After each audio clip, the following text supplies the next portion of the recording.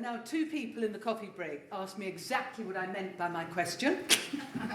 So I'm going to reframe it very slightly, because obviously people come from different disciplines, and they're bringing different elements into this debate.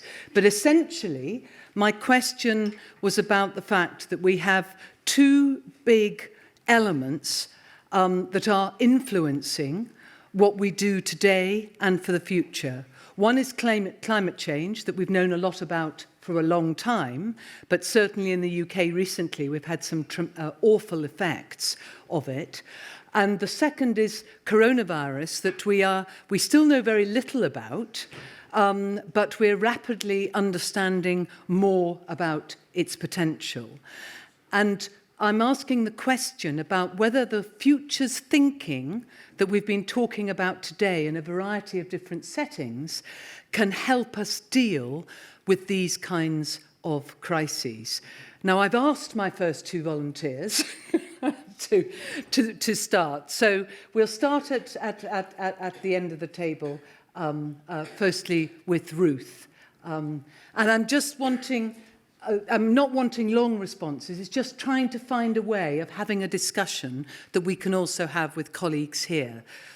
Because in the context of climate change, we may not all be experts, but in the context of coronavirus, we know so little, but we want the benefit of everybody's input. Thank you. Ruth. Thanks very much indeed, Jane. And hopefully to answer the question in 4 points. So here's a target. So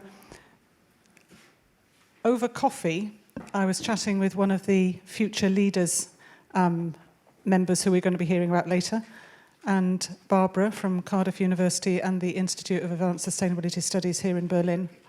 And we were talking about the question that you'd posed. And one of the phrases that came to my mind that I thought I must remember to say this phrase is that these issues perhaps could be deemed as stuff that is in the too difficult to deal with box. And if it's in the too difficult to deal with box, it's very easy to procrastinate and kick it around and then not pay attention to it. So that's the first thing. These are big issues, they are important issues, but we have got to deal with them. So we've got to get them out of that too difficult to deal with box. Directly relating to the floods and coronavirus and the links to civil society. The incidents that Jane was referring to and people who have lost their homes, have lost their jobs, and sometimes both, have been aided in their emergency state by civil society organisations, as well as emergency rescue services and local authorities. Now moving into more of a recovery state instead of an emergency state, they will again be supported by civil society organisations, emergency rescue organisations and local authorities, and indeed Welsh Government, who've afforded some additional funds for this particular emergency. But in listening to some of the media coverage as regards the floods, and especially volunteers getting involved and the real community spirit, I also heard of a fantastic environmental NGO somewhere in the north of England that I want to check out, so I keep reminding myself of the name, and it's called Slow the Flow. Yeah. So chatting to one of the future leaders earlier on, she was talking about, well, why on earth were the houses built on floodplains in the first place? So there are a whole range of things that we can be influencing and hoping that different decisions will be made in the future. And civil society needs to be involved. So my third quick point is that in order to deal with this more effectively, we have to involve all of us, real people, as well as real experts, and work collaboratively together. And the final point, just to pass a smile over to Mark, is if stuff is in the too difficult to deal with box, then that other phrase that comes to mind is, how do you eat an elephant? You only eat an elephant one bite at a time. So have a plan and just give it a go. Thank you, Ruth. Yeah, building on what you have said, I think the solidarity which is often happening in disaster situations can really help us to bring this kind of common sense to our political debates, where it's often missing. But on the other hand, I think the feeling that politics is not about disaster management primarily, but that we need to develop a vision where we can build on prevention and not on disaster management only. This is more open to the minds and hearts of the citizens after these kind of experiences. And I think, and there were statements before in the discussion, that we should use this chance and build up on these experiences and these collective experiences and build on a vision for a future which really tackles the problem and puts them in the center of the debate and is not really concentrating on this nitty-gritty of politics and economics. Thank you. Yeah, thank you. Who wants to go next? Chris? I'll just add a quick one. Go for it, Bela. Yeah, very quick one. I think there are two things that spring to mind for me. First of all, in terms of the language that we use and the narrative, we need to step away from this whole culture of blame, because to me, that is the most destructive part of trying to address any challenge. There are always going to be challenges. And if we think about coronavirus, pointing the finger at certain countries is not helpful. There are challenges that we're all facing, and we need to see them as shared challenges. They're not a reason, it's not us having to stem the flow from somewhere else. And that's the same in terms of looking at the climate emergency as well. It's easy to point the finger at certain countries, or even start looking to our own environments and think the flood defences failed us. Actually, we need to get beyond the finger pointing and the blaming and start taking ownership ourselves. And I think that's a really important part in terms of those two particular examples. But I think also more broadly, in terms of some of the challenges around the SDGs, I think we need to also start rethinking what we mean by value for money, because we're obsessed with value for money. And yet, when you think about it, that value for money is usually value for us at the cost of somebody else. Absolutely. Chris? Right, thanks very much. What I was going to say, the narrative is simple. It's you've got to fight the cause, the systematic cause, and not the side effects. The floods are a consequence, and I think on the climate issue we've got that. We're beginning to get that right. When we talk about what's happening in Australia, when we talk about the floods, we go straight to the climate cause, and we need to use that narrative. If we don't sort out the cause, it'll just happen again and again and again. I'll be slightly controversial, maybe not. On the coronavirus, I don't know all its origins. I believe it's coming from the live animal markets in China. It's going to happen again. We have to have a systematic change of the food system. I would say that involves not eating meat. And if we're as consumers, if we're not making the right decisions or we're making the right choices, then we're just as responsible. Absolutely responsible for that. So it's going to need systematic change. So the narrative is look at the system that's causing it, not the particular example. Thank you. Christian? What's the system? I'd like to start with the question, what would Wales wish to be famous for in 10 years? Which is the vision or the narrative that Wales would like to stand for?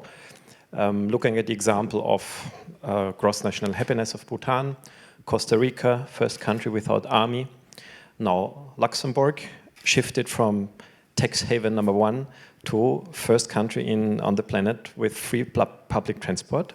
This is a shift in narrative. And is Wales already the first well-being region on the planet, which has gone beyond GDP with these 7 fields of targets. My narrative offer is to become the first common good country or common good region on the planet with a common good economy, which is different from the current narrative, which is composed of efficiency, competitiveness, productivity, but labor productivity, innovation, and GDP growth. And none of these 5 core components of the current system is a value in and of itself and is a goal, an end in and of itself. They're just means. And if you exaggerate them, they turn into risks. Whereas the components of an economy for the common good, they are true values, from human dignity to solidarity to justice, almost these 7. And this is an intriguing narrative. And the country could do a common good balance sheet for all companies as the first region in the world, then link public procurement to it, economic promotion, differentiate tax rates, differentiate loan conditions from common good banks and the Wales common good stock market for regional companies. There are many possibilities. Yes, and if you want to extend it, maybe there's a second idea, as we have talked a lot about economic science. And the current dominant mainstream economic science is neoclassical theory. And there are lots of pluralists and heterodox economists amongst us. And the core of neoclassical theory is the equilibrium theory, but equilibrium supposed or fantasy equilibrium between supply and demand. And the equilibriums that we really need and are looking for is ecological equilibrium, is social, is power equilibrium, is gender equilibrium, is equilibrium in financial markets and global trade, and maybe a consciously designed economy for the global common good is targeting these equilibriums, but not hoping that markets will provide them, but thanks to the non-stupid politics and economic policy, we can provide these equilibriums as goals of political economy. And as far as I know, there is no single country on the planet that is consciously and explicitly addressing these goals of economic policy. And this is another option for Wales, maybe to shift economic education. Well, Christian, I'm very happy to pick up the challenge in a moment of what we Wales do, but how would that thinking help now in the context of persuading people to get behind your common good philosophy in the context of climate change and the coronavirus? For coronavirus, I don't have a quick answer, but for climate change, an answer would be if we pick up the self-definition of economic science of efficient management of scarce resources. We build on the planetary boundaries of Stockholm Resilience Center, knowing what is scarce now, from biodiversity to nitrogen. We build further on Kate Raworth's donut, which is composed by the social and ecological limit.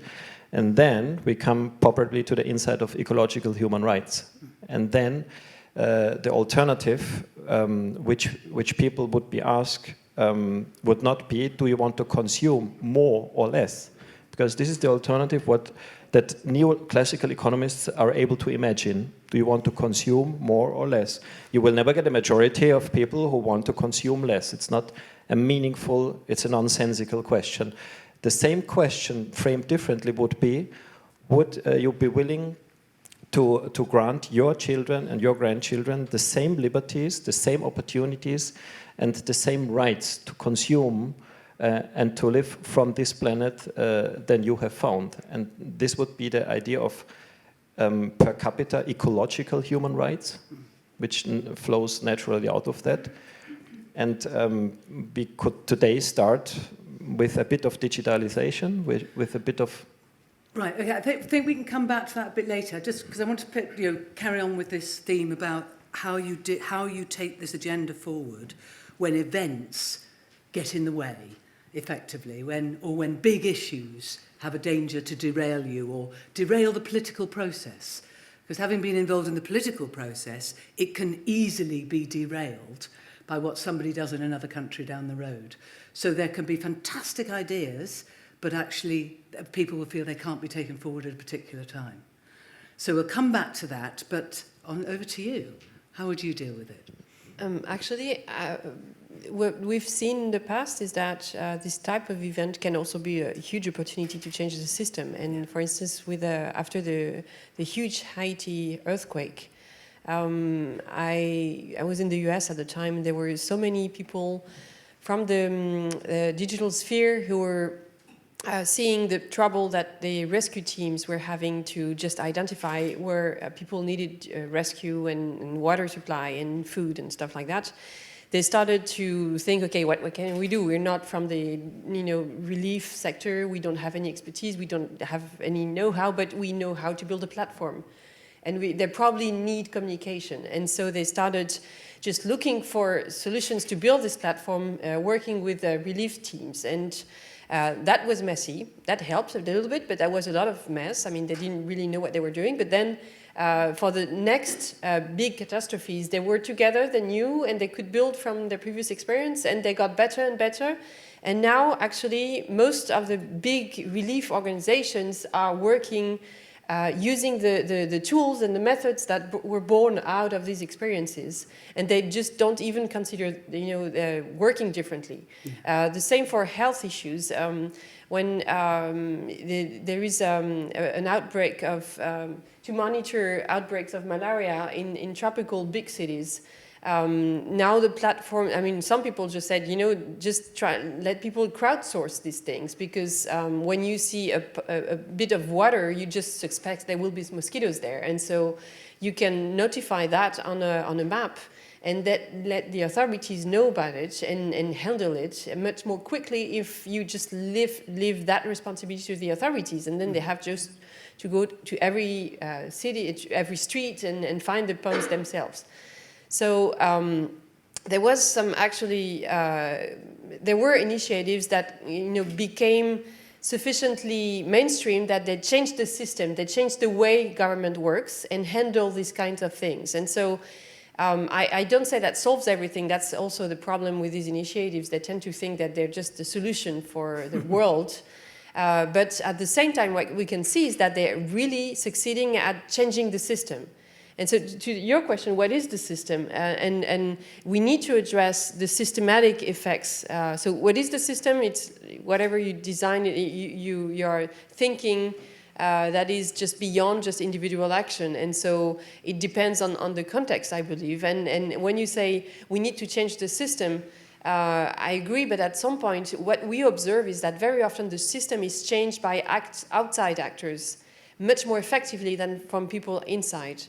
And so for me, the way I would use this platform narrative is really to enable the outside to change the inside without losing the best of the inside, obviously. Lovely. Thank you. Thank you very much, all of you. Thank you. What a challenge.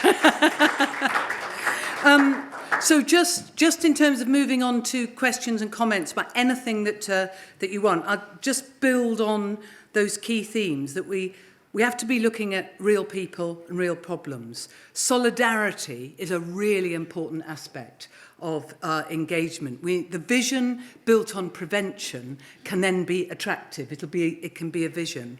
The language and narrative, we must step away from the culture of blame. We need shared challenges. We need to look at causes rather than effects. Prevention is absolutely key. Not eating meat is a specific proposition from the man from the valleys. What will Wales want to be famous for beyond GDP? A really, really important question that I want to come back to anyway, and the idea of being the first common good country and the common good balance sheet. Efficient management of scarce resources. Who manages? In what system? Is going to be critical. And system change, the way governments work, but often systems are changed from the outside. And I think it's really interesting, Bela's account of her journey and total behaviour change we're seeing in a matter of days, based but predicated on love for the human race, actually, and wanting to either have a disease or infect others. So, and the platform's narrative. So all these things are now in consideration, and all these things do provide an opportunity to take the narratives we've been discussing today forward in a positive way. Okay, questions, comments? Right, please. Who's got the microphone for the audience?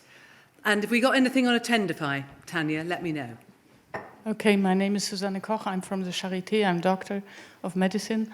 And I just like to point out that the coronavirus and the climate change is actually linked, like Chris already mentioned, more or less. Yeah. So so if you have these meat markets over there, so you never could grow up a virus like that if you don't have these attached different species attached like in these markets. So there's a link between climate change and coronavirus. And I'm as a doctor, being aware of the climate change effects, what will come, what will happen due to the coronavirus, because the people who may die will be maximum 2% of the population. So it is much less worse than the climate change will affect people. So I'm really shocked how much the society is changing in the way of months or days. Yeah. And being aware of the effects of climate change, so what happens there? Nothing in comparison. So this is what I don't know, it's a question to how you would solve this point, or what you think should be happening. Such an important question. Anybody want to comment, please? Bella, and then Christian. One thing that I think is quite interesting is that it's often how things are securitized. So in terms of global health challenges, we're seeing coronavirus securitized, which brings with it a status, a reprioritization in people's eye line. Whereas the environment, even though we're starting to talk more about environmental security, it's still not had that same level of urgency assigned to it. And that's the irony, because it's very easy for people to think about it as being something that's not going to affect them in their lifetime. Whereas the reality is it's affecting us now. We're seeing the effects already. And yet, as an agenda, it's being portrayed as almost, not wanting to overuse the future generations term, but it's being something that's almost kicked as a can down the road rather than saying it's something that's happening now. And I think it's really interesting that actually that voice of change is coming from the youth movements who are using that language of emergency. And I think that's the hope that we've got at the moment, that they're the ones who are driving it, because they can actually see it more than, some of the policymakers want to admit. Okay. Christian? The first thing that occurs to me when you ask the question, why is public health that more relevant and important than climate change? That's an evaluation of governments and parliaments. And in Germany, the first Citizen Council was held in November, and the outcome was by far more ambitious in the case of democracy here than what the representatives of the citizens are able to do. And the same will happen now with climate change. German government has made a climate package, which is rather tiny.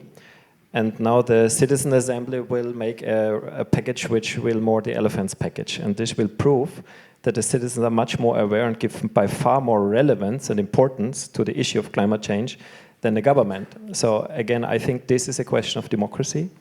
And that's why my answer in this case is we don't need more science, we don't need more knowledge, we need not even more wisdom, because we have all of that, but we need more democracy.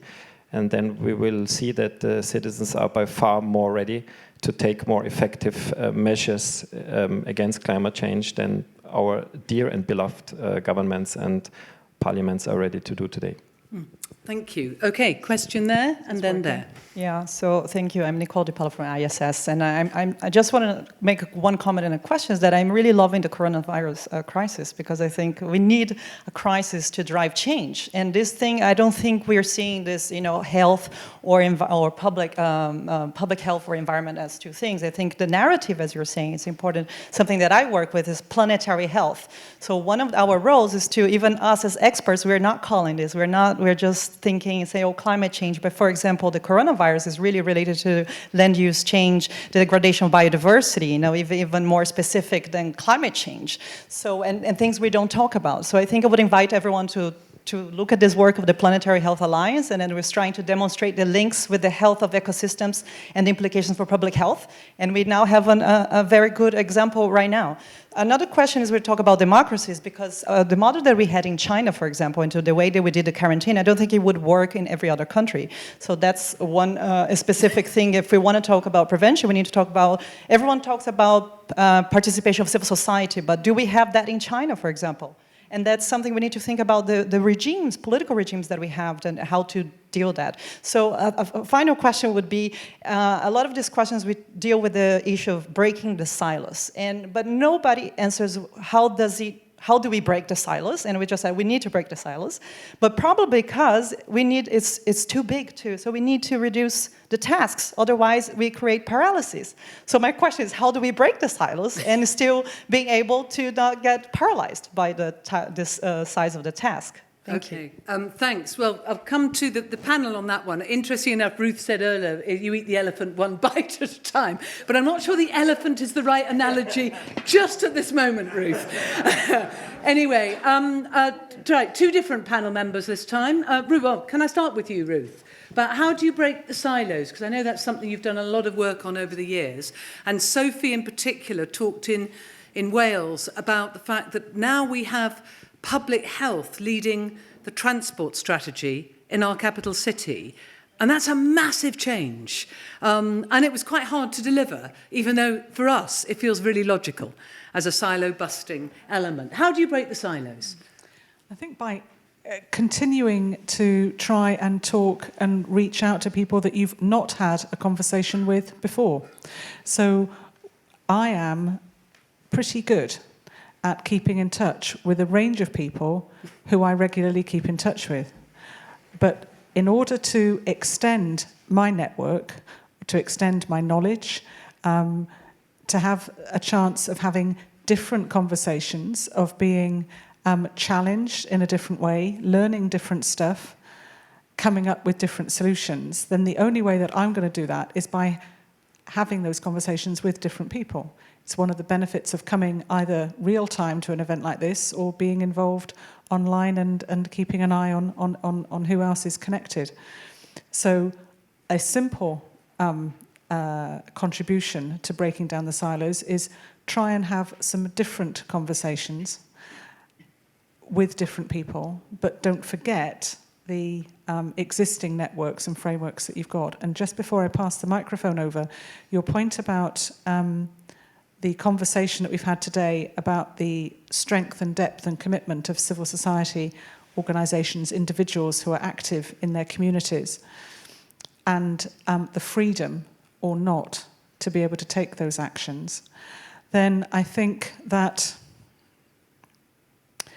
places around the world where that freedom does not exist, that it is beholden on all of us to support individuals and organisations who are trying to express that freedom, and to reach out and share any opportunities whatsoever to encourage any bids for freedom that might be happening. So there are great social movements in China. They are evidenced in different ways, maybe, to social movements, certainly in Wales or the UK, that I'm more familiar with. But the work that young people and intergenerational connections across China will be phenomenal. I just may not know about it, and that's shame on me for not being able to reach out. So those would be my two responses. I have a very simple answer to your question. We have to put this on the political agenda, and as we are democracies, especially in electoral campaigns. In Germany, we worked a lot on the sustainable development strategy of Germany. There are lovely things in, but they are not the political topic of the electoral campaign.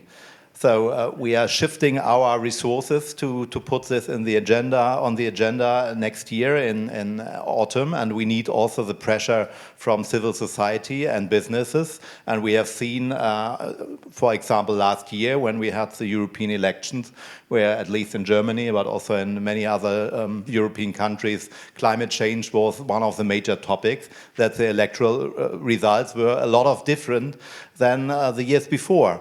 And it's up to everybody in this room and anywhere else to engage in this campaign. And I think this can change the system. There will still be lobbyists blocking any proposal to change the system from which they or their clients have enormous profits. But if there is this political pressure, and we will see some politicians in the end leaving their offices and new politicians coming in with the public mandate, then this will have a change. That's not obviously a solution for China. There we need more sophisticated approaches. But I think in our democracies, that's the primary way we should go. Thank you. We've now got, we had a forest of hands, so I'm going to quickly try and get through people. Jack, then the man in blue jumper over there, and then the person who leapt up there at the back. Right, those three. Jack. I have also a microphone. Oh, right, okay. How did I miss you? Sorry. You've got a microphone. It looks as though you're in control. Use the microphone. Ah, okay. And then pass it to Jack. So I don't have questions. I wanted to say something about the coronavirus. And for me, Yosra, my name, I'm sorry, from Data Economy. So we organize events and congresses in tech, data scientist, developer, and also the topics IoT, big data, security, and all this stuff. So coronavirus, I think the point is that we have social media. And this is one of the biggest points or topics to communicate and to keep people or give the people the feeling that we are not doing the right way, how we are thinking about a virus, how we are securing people, so especially in Italy and also now in Germany. I think this is one of the biggest problems we have, that we are using social media, but we are using social media not to give people the feeling that we have everything under control. So second, climate change, similar. So without the pressure of some people, especially Greta and also social media, I think the German government wouldn't change anything, and not so fast. And the tiny Klima package, what we have right now, it is of course a start. It is super good, but we have also the issue that we as German, we define us as automotive country, right?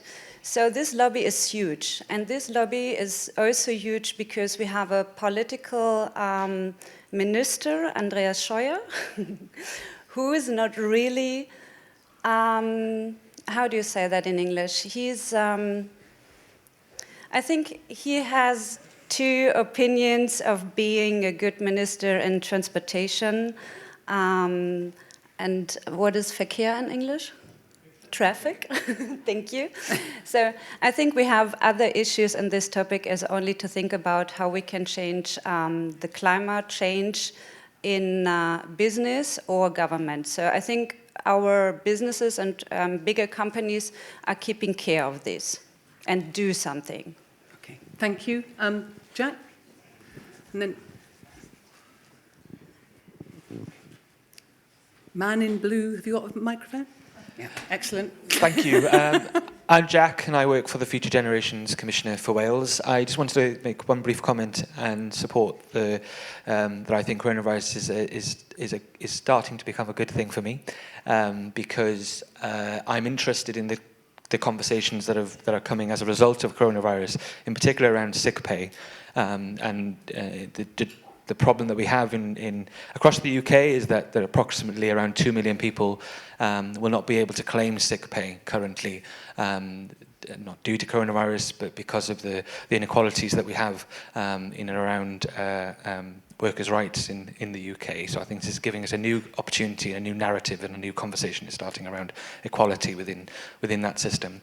But my question is around leadership, and we are entering an exciting period for us in Wales in terms of we have an assembly election next year where we will be going to vote for the next Welsh government, but also globally. This year there are significant elections, both in Europe and in the rest of the world. US elections, we have South Korea going to the polls, we have New Zealand going to the polls by the end of the year. So your message or comments around the importance of leadership, and I'm not looking for high-level answers, because we all agree that leadership is important. But why is it that we keep on voting for right-wing, or why is that populism, why is that resurgence coming? And any comments in relation to climate change and leadership? Thank you. Please. Yeah, thank you. I'm Tim from a project organizing a local citizen assembly here in Wiesenthal, close to Berlin. And my question to you, Bela, first of all, thanks for your talk. I was very touched and almost a spell. So my question is, coming back to that also, you said like the difference of the grand changes of the SDGs and the everyday experiences that we feel. So my question is, can, for example, the Well-Being Act bridge this as a more alive idea that can also bring everyday change examples? And if you have any experiences from that. Thank you. And then the last question, please. Yeah, Frank Schmidt once more, National Science Platform Sustainability 2030. I have a question particularly to our Welsh guests on the upcoming COP in Glasgow on climate change. And I think we just saw the COP in Madrid, which was maybe the most that could happen under the current setup. So if we don't go further in Glasgow, I think the nice wording, and we love to have it, on the Paris Agreement and a more ambitious way to have global climate policy will start dying out silently. So what could be a potential Welsh, Scottish enterprise to bring something to the fore that can even happen under these difficult circumstances? What are you planning, especially, let's say, from the bottom up with a global top-down, or not top-down, but a global perspective, as these COPs are, as I think we all know in this room? Okay, I'm going to have a very quick response from people on the panel. I want to start with Bela with the direct question to you, followed up Chris with the question about the Wales opportunity bottom-up at COP. Okay, I think the Future Generations agenda really works well for us because it enables us to have a conversation that does resonate with people locally. And I think that's where we still have, there's a certain generational challenge, I think, that we have in Wales, where a lot of people are more aware of the Future Generations agenda than they are of the SDGs and the agendas. And I think for us, even just the way that the Future Generations agenda came about, it was all about that, you know, what is the Wales we want? It was based on conversation. It wasn't just legislation that was developed in isolation. And so I think that culture of having conversations is really valuable for us. I think, you know, there's no doubt about it. We have, you know, significant challenges around social inclusion, as every country does. But I think the key for us is harnessing those spaces to have those conversations, to make it resonate and relate to people so that they understand that there's a local dimension that actually links to a global one, but we're all part of that same agenda. Okay, thanks. Chris? The 1 minute version. Right, I am just worried about COP in Glasgow. I was at an event last summer, and one of the current Westminster cabinet ministers said, "Don't worry about climate change. The free market will sort it out." Fortunately, I was in an audience which basically laughed at her, and I can tell you later who it was. And I'm worried. That culture is running right through the cabinet. I don't think they do take it seriously. I think they're going to manage the press so it looks like they're doing the right things, that they're not. So what can we do about it? I think the Scottish and the Welsh government need to have an independent presence there, and I think we need to get the voice of communities and organisations and more grassroots democratic institutions and citizens' assemblies there to show the mismatch between what's being presented from Westminster and what the rest of the country feel. And we have to do that. We have to find a way of doing that, because do not I do not trust that it will get the right messages will be, or the right will is there. Okay, so we had questions there on the Wales opportunity at COP. Will the Wellbeing of Future Generations Act work in this context? Can it help? And in fact, that's the core of all our questions. Leadership, about elections, democracy, the right wing, and Yasmin's question in the context of social media, the coronavirus, the lobbying, and who can take responsible action in this context, please. Yep, and the four people who haven't spoken, you'll get 1 minute each, but we're going to need to finish because otherwise we don't give our young leaders the opportunity. About your question about the leadership thing,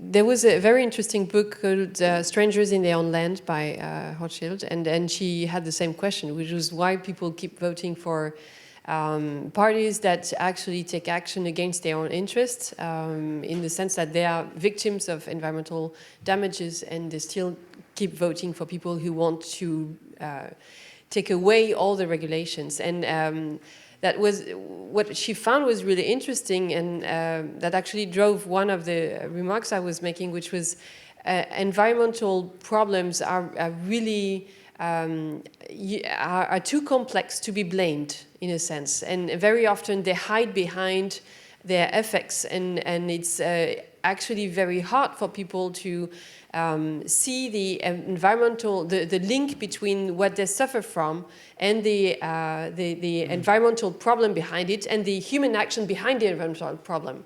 And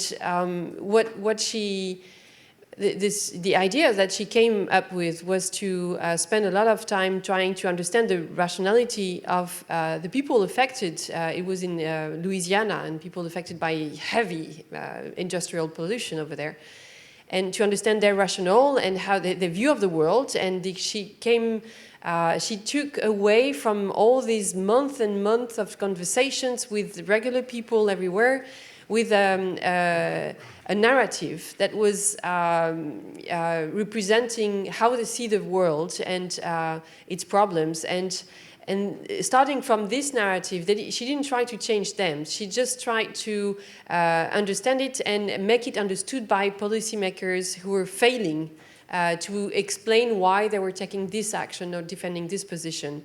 And I think that's a very clever way and respectful way, because you can't take people for just dumb people, voting against their own interest. It cannot be just that. And so for me, it's really an effort to try to understand people's rationality and people's point of view. And that requires a lot of respect and time for discussion and dialogue. Okay. And Christian, the last word to you. Thank you. I would say there is no political party that represents your interests in environmental policy, in economic policy, in education policy, in external policy, in security, but this is elections. So I think we have to split up these decisions and take weight from the elections. And if people can vote directly on certain issues, programs, models, and scenarios, the results are by far more reasonable. This is proven, and this is the alternative to elections only. Nothing against elections, but elections only is an extreme, and we should proceed forward a more heterogeneous democratic system. We call it sovereign democracy. Overcoming the silos, I think the most single important measure is overcoming economic autism, reconnecting economic science to ecology, to ethics and philosophy, to political science, to social psychology and gender studies. There is one smart young guy who studied holistic science at the Schumacher Center. I think if that model, or economics for transition, which is doing exactly that, reconnecting economics to its superior discipline branches and even the whole scientific tree, if this became the role model for business schools in the world, this would be the best way to overcome silos. And that is the best way to end this session. Thank you so much. You've been a fantastic panel and excellent questioners too. Okay, and over to our young leaders. And when I say over to our young leaders, Rupert quite rightly said earlier that we were a bit too top-down in terms of some of the organisation. So watch me just step off the stage and leave it to them.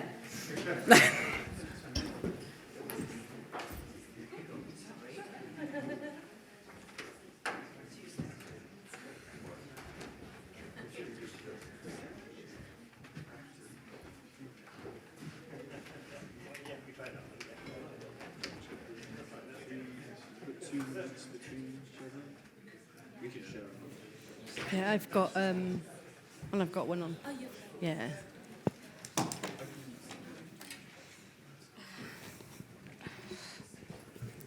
Hi there. Well, we start by first introducing ourselves. Well, my name is Rebecca. I was the UN Youth Delegate for Sustainable Development for the past 2 years. Today I'm an ambassador for the Rights for Future Generations. And now I hand over to Kirsty.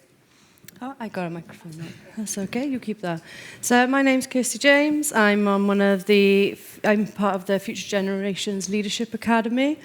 I am from an organisation called RNIB, which is Royal National Institute of Blind People.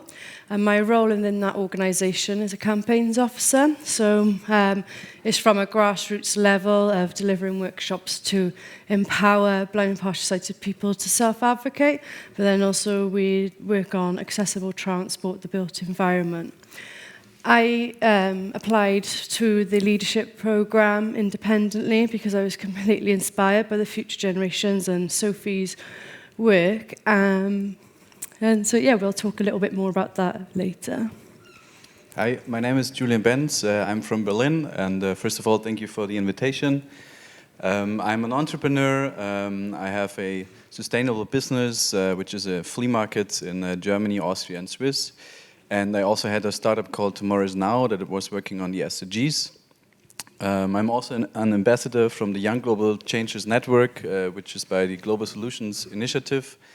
And yeah, I'm happy to have a good conversation, and I pass it on to you. Hello, my name is Mishan Wickremasinghe, Mish for short, because that is a long name. And basically, my role is I am the president of the University of South Wales Students' Union, and what that role entices is I work from one-to-ones with students right up to sitting onto the board of governors of my university. And why I went for the role was I did an MBA with no management experience. That's not very normal, and you see that in a business sense. So I thought going as president, it was a great opportunity to get a leadership role as well as leave my mark in my university that I studied in. Why my role is important at my university, I'm the facilitator of 23,000 students' voices, and how my role is to facilitate that to enhance the student experience. So we've been tasked to do a speech, but we were like, nah, we're not doing a speech. We thought, do you know what? We've got 2 Germans, 2 Welsh. Why don't we ask each other questions and do it that way? And do you want to start off, Rebecca, asking the first question? Kirsty, Kirsty. Yeah, it's fine.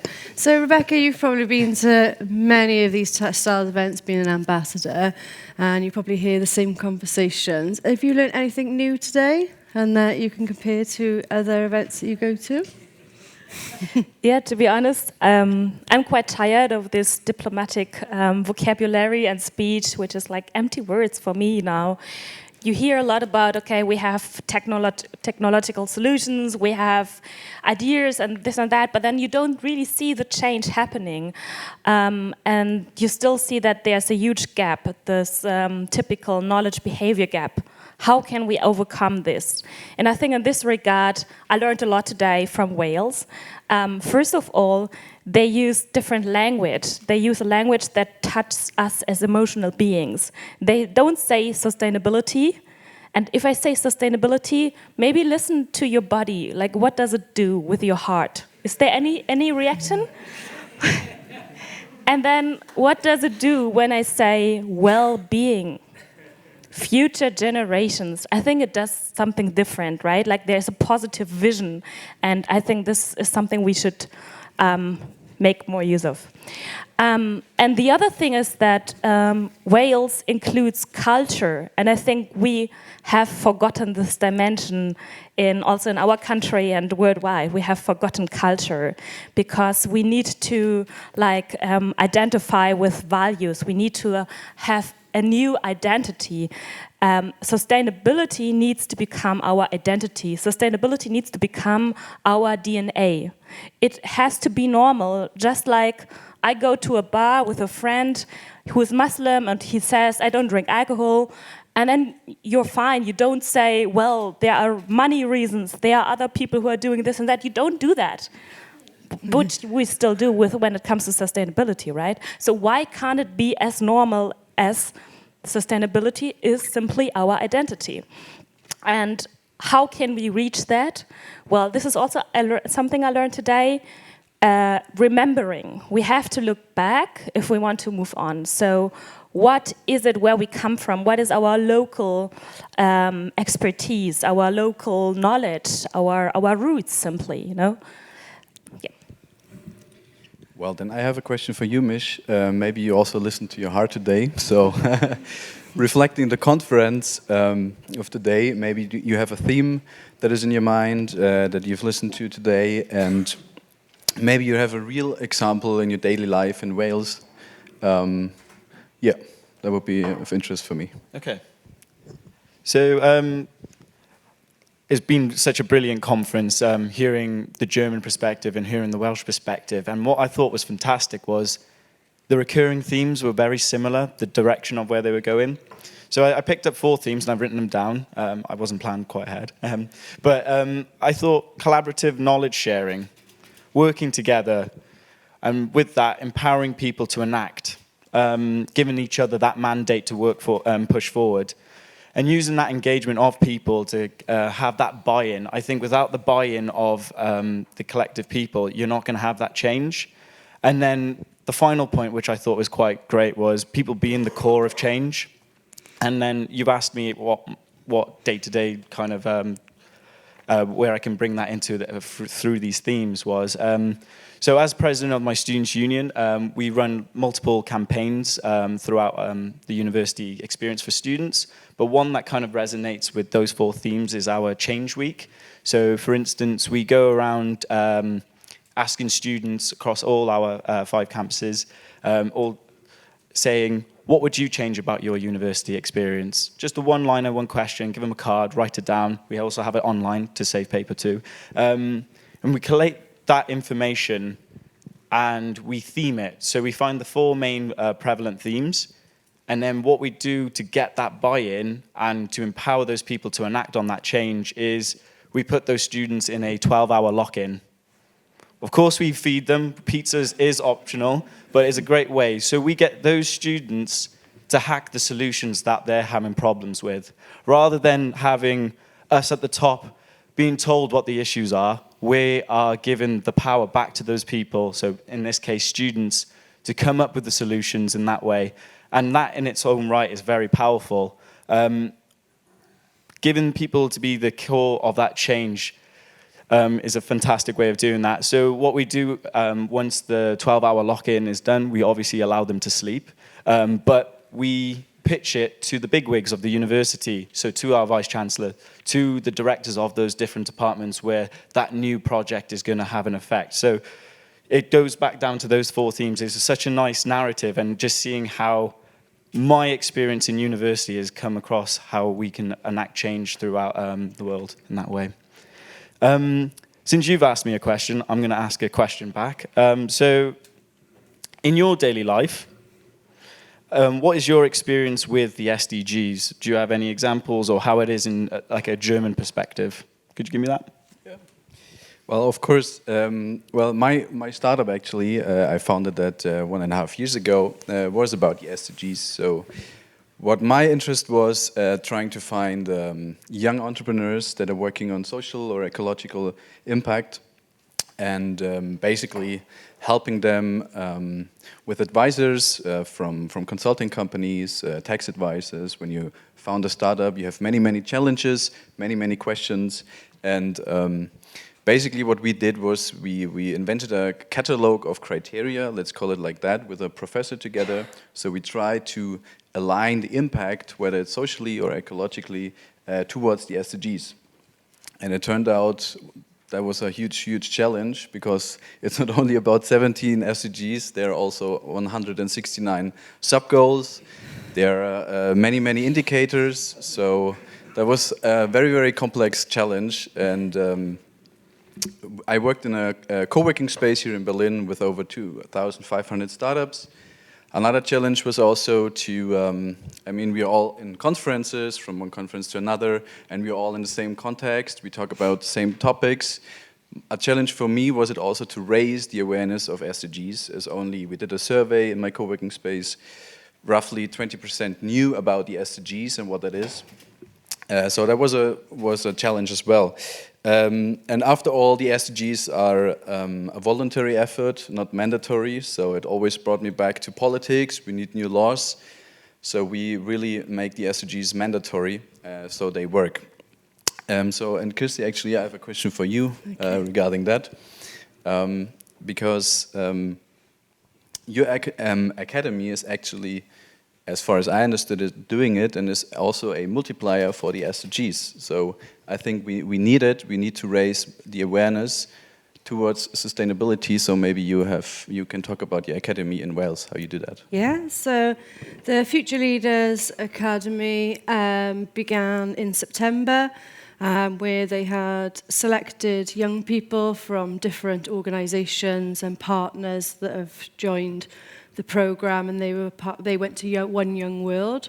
And then later on, in December, I think it was another 5 or so more, so there's 20 of us in total, joined, and that myself, I applied independently. There's 20 people in the cohort made up of all different types of organisations, ranging from like transport, engineering, scouts, all sorts. It's so diverse. It's actually really, really sort of motivating. And what's so fantastic about it is that it's creating a space to be courageous, take risks, and really think about like the future.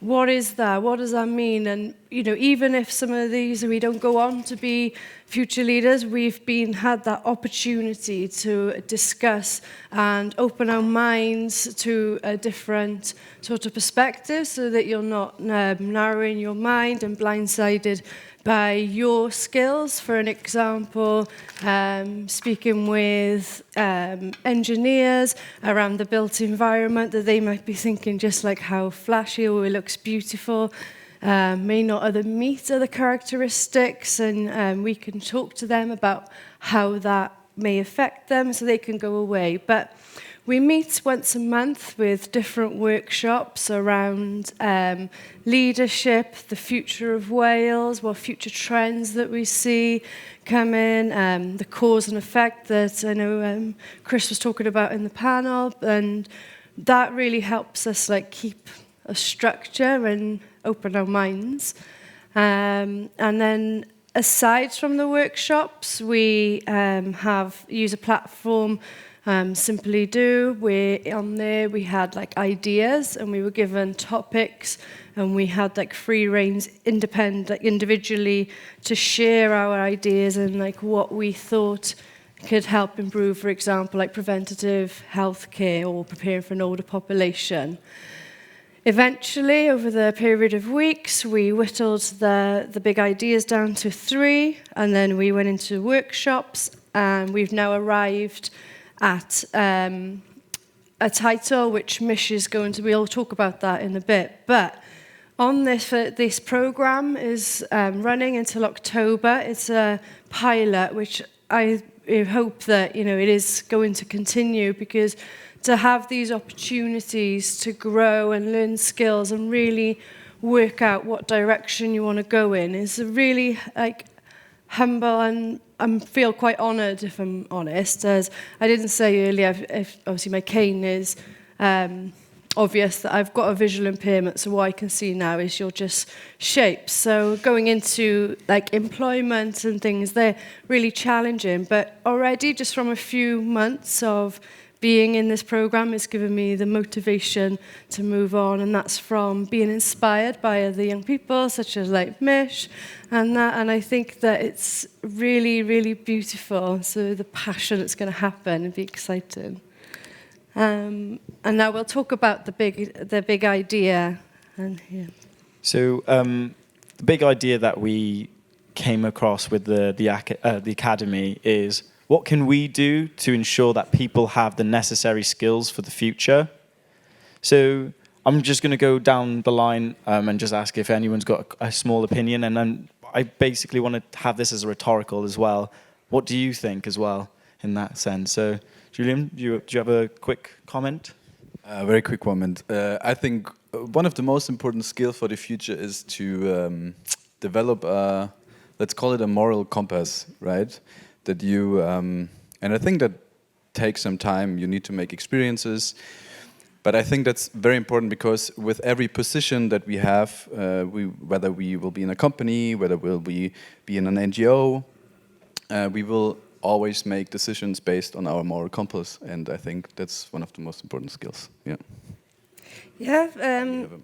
My sort of idea around this is, I know a lot of the cohort have spoken about preparing younger people for the skills, but I really think as well that we shouldn't just be solely focusing on that we need to think about preparing the people who are in sort of industries that are like dying out, like how can we harness their energy and their skills and their knowledge to grow so that we don't face some of this massive issues, especially around Wales. And we heard from Chris talking about the Welsh valleys and the impact of the coal mining has had.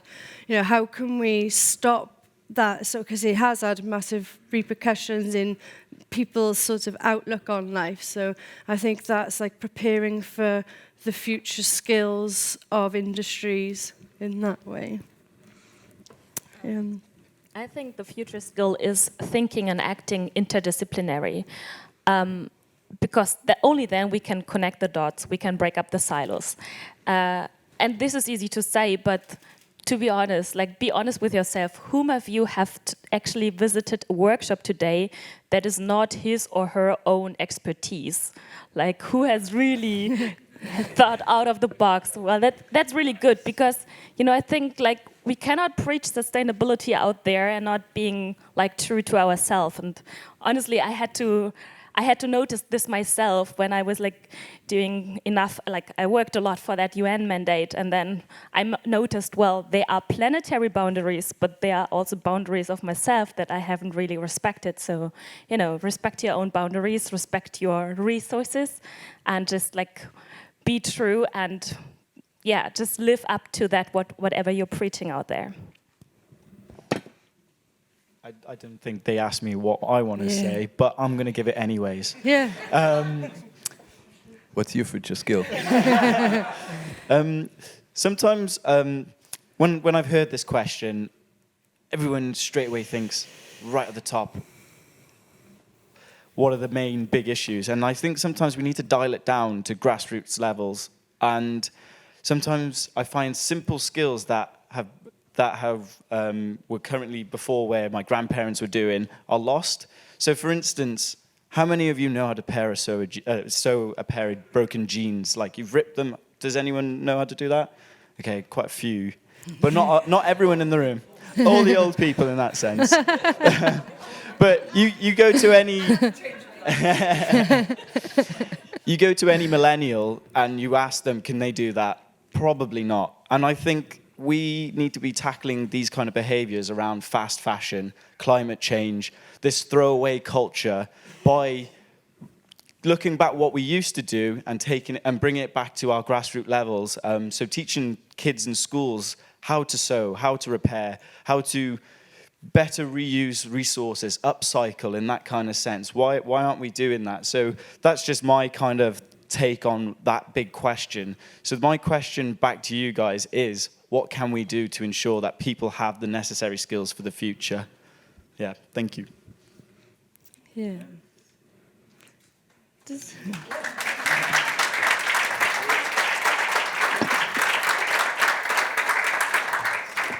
And another thing for you to think about before you go, if you have anything that you think us as future leaders should be doing and thinking about, please let us know. Like we said, answer those questions on Twitter or in the app that we've been using so that we can take that back to our cohort and we can learn as well from you guys. Right. No, stay where you are. Stay I'm going to ask you, all four of you, but I'm actually going to ask all of you as well, but we're not going to go through everybody. I'm going to ask all four of you, what is the single action that you are going to take away from today that helps take this agenda forward? And I'm asking all of you as well, and when we go upstairs in a moment and we network over Welsh gin, Welsh tonic, Welsh gin, and Welsh cheese, and lots of daffodils, and a beautiful place with a beautiful view of Berlin, then we can ask each other what we're going to take away from today, because we do need some next steps. Okay, who's ready to start? What is the single thing you'll take away from today? Mish, I'm going to go to you. So if you can... That's right, that's working. So you can see I'm quite the talkative person. What I can take away from this is our experiences in Wales and Germany.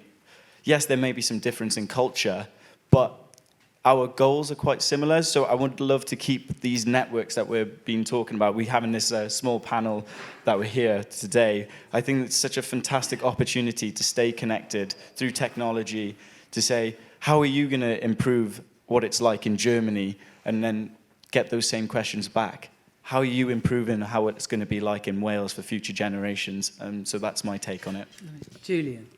Yeah, so actually for me, my takeaway is, and I also talked with Rebecca actually today about it, we should also found a academy here, I think, right? So in Germany, we don't have a commissioner of well-being, so that would be actually an interesting policy advice that we could work on to maybe do that in the future. Thank you. So I think for me, my takeaway is just affirming the need for compassion and connection in communities. So it's not just about the top down, it's the bottom up as well. And probably what Belle was speaking about really resonated with me. Okay, and Rebecca. Well, I think I can just repeat what Julian said, that, we need a new way to empower young people, to equip them with skills that we obviously do not learn in our educational system, and make them fit for the future. Well, thank you very much indeed. Thank you very, very much indeed.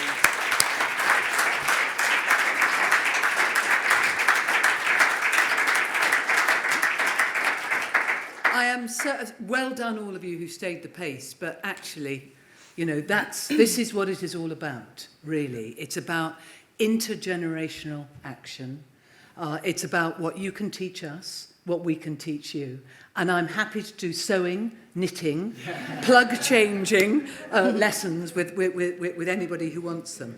I particularly like the idea of a 12-hour lock-in to hack the solutions of our case. Now, effectively, we've done about 11 hours today, because if you were here at the beginning of the networking this morning, and you're going to stay the pace in the bar until about 7:30 tonight, you would have had 11 hours of this event.